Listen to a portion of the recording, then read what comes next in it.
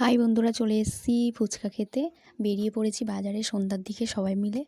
আর দেখো বন্ধুরা, এই যে কি সুন্দর ঠান্ডার সময় শীতের বেলা, আর বেরিয়েছি তো খুব ঠান্ডা লাগছিল। প্রচণ্ড ঠান্ডা পড়েছে, তোমরা জানো কদিন 3-4 দিন প্রচণ্ড ঠান্ডা পড়ছিল। আর বাচ্চারা বেরিয়ে দেখো কী সব খাবার নিচ্ছে, যেসব খাবারগুলো শরীরের জন্য একদমই ভালো না, কিন্তু বাচ্চারা এইগুলোই পছন্দ করে।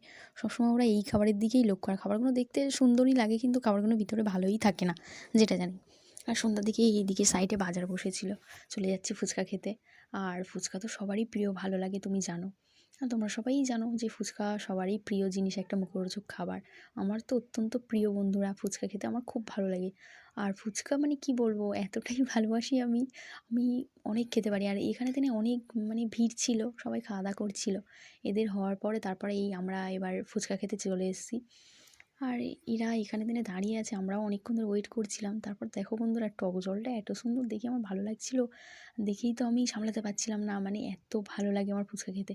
আর সবার শেষেই আমি পড়ে গেছি, আর সবার লাস্টে আমারটাই আসছিলো। দেখো, আমি সবার লাস্টে পড়ে গেছি, তাই দিচ্ছিলো। যাই হোক, ফুচকা খেতে কার কার ভালো লাগে কমেন্টে জানাও অবশ্যই।